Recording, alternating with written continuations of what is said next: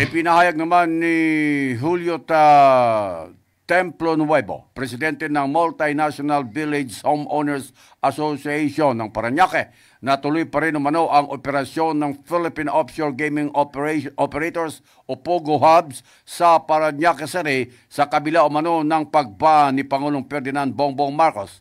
Taas ang sinabi nito na nabawasan ang POGO operation sa kanilang village kasunod ng deklarasyon ng presidente, subalit hindi pa raw 100% dahil nananatili pa rin umano ang ilan sa mga POGO sa naturang village. Ayon pa kay Templo Nuevo, may mga Chinese na nangupahan umano noon ng residential units sa multinational village para gamitin bilang POGO structures. Napakalaba na umabot umano ang kanilang binabayaran upa dati umano sa kalahating milyon kada buwan, subalit ito umano ay bumaba na lamang sa 200 hanggang 300,000 piso kada buwan.